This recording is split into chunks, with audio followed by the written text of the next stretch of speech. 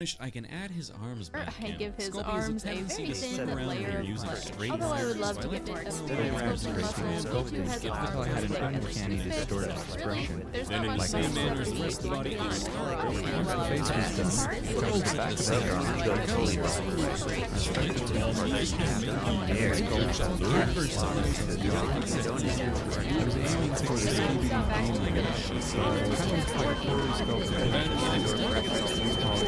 wrong. I could do that. The first thing that I had to do was make a ball of foil.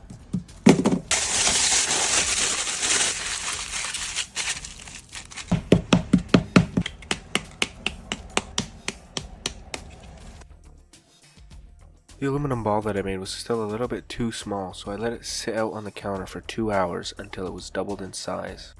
Once it had been proofed, I added a thin layer of clay before baking it so I would have a solid surface to work on. Once it was cool enough for me to handle, I added a log of clay at the top to act as the large horn. Once I made sure the log was long enough, I gave it the Evil Dead treatment and pried the two prongs apart to form the prongs, I guess.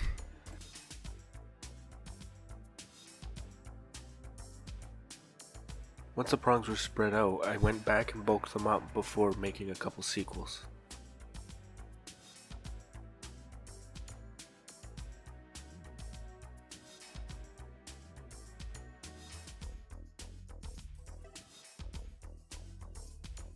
Next, I added 2 little horns to the sides of the big horn before putting the medium horn on the back.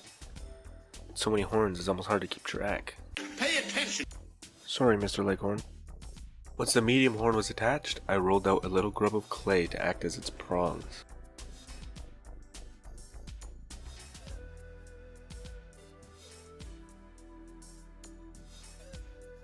With that done, it's starting to really look like a beetle. Honestly, it's making me kinda hungry. Ooh, the little cream-filled kind. After having a quick snack, I took out a dowel and flattened a piece of clay to act as the belly.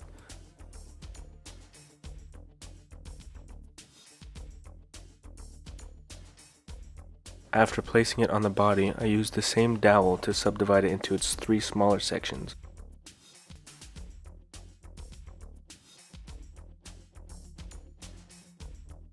Once the bulk of the body was done, it was time to look at the danglies. Tried to do one of those fancy transitions, but obviously it didn't turn out. Starting with the blanket, I added a little bit of clay to the intersections to give it that signature David Bowie bulge. I have been generous.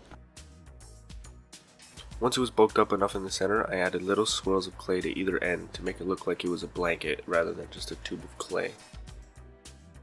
Once the blanket was done, I moved on to the basket, rolling 2 pieces of clay together to give a little braid to act as the rim. For the next part, all I had to do was smush a little wedge of clay on the side so I can attach a bottle on top. Once I was done making the flask, I just had to get the strap on. Cheeky. Don't think like that. The basket has a lattice pattern on the outside, so I decided next I would try and butcher that.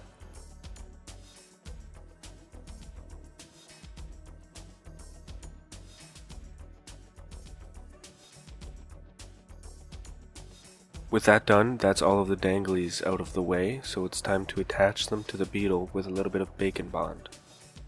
Now I did roll 3 bags out for the other side, but I forgot to record them. But they're balls anyway, so, you know, use your imagination.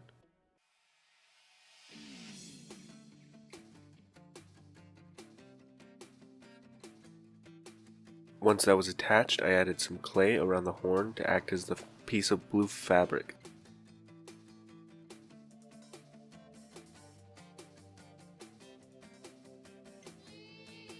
With his pack more or less done, it was time to move on to the harder part. The little guy.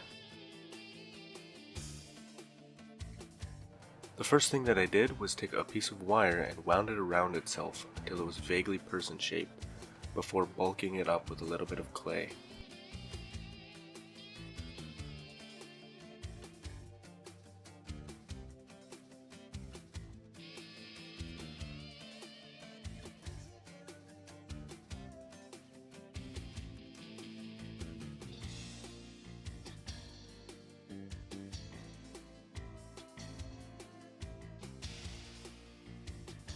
Since I wanted Beedle to be sitting down, I had to adjust his legs to be in applesauce position before adding a thin layer of clay and baking him so he would hold his shape.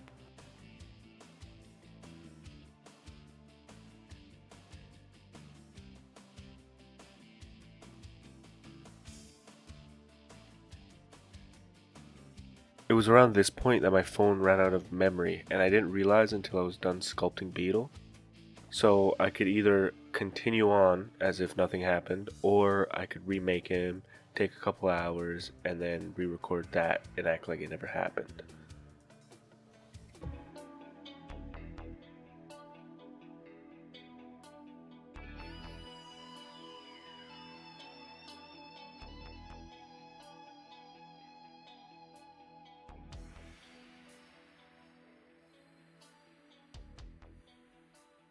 My fiance told me that he looks like if Lemongrab got turned into a human, but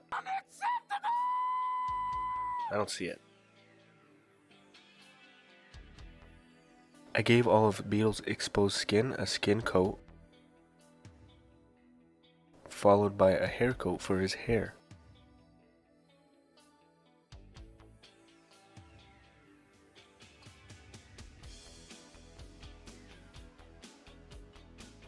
I then painted his handkerchief and belt red, and then his eyes white.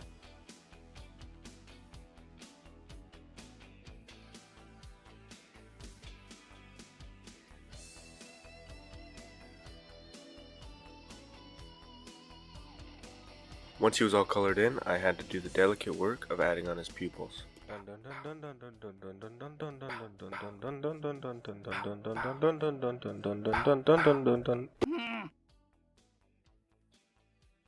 Acceptable. Da-da-da-da-da-da. To make his awning, all I did was flatten out a sheet of clay and drape it over a tube of tinfoil before baking. Once it was done, I just made a little semicircle and attached it to either end.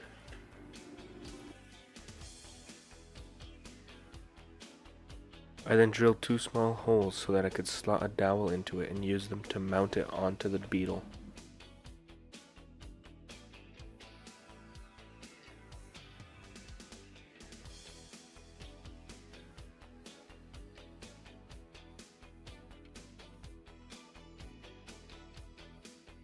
To help the dowel stick, I added some bacon bond and a little bit of clay around it so that it wouldn't slide out.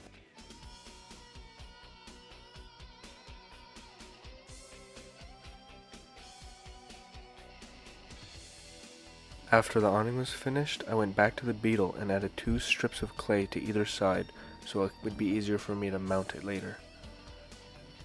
I also added 2 baked rings to the bottom of either strap.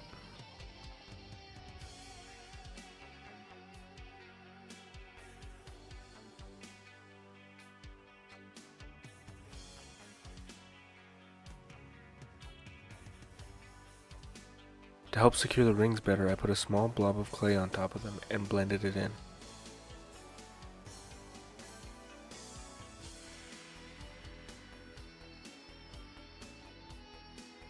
In an effort to help the dowel stick better, I added a little bit of bacon bond, but they ended up falling off anyway and I had to reattach them.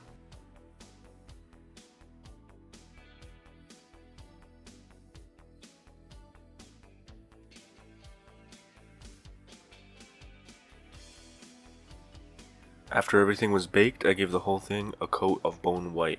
Why bone white, you're asking? I don't know. Internet?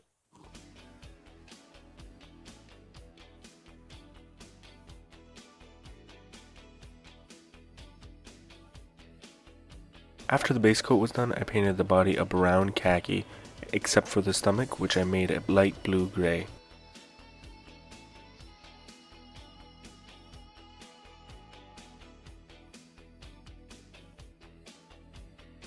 I was trying to be very careful around the edges to help minimize the amount of cleanup I would have to do down the road.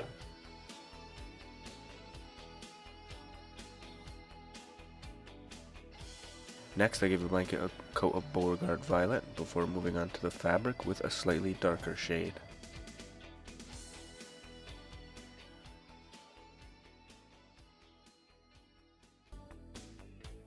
The awning got its teal stripes before moving on to the little danglies, painting the flask a terracotta and the bags a tan. They were pretty much already the right color, but I decided to go over them again just to clean them up.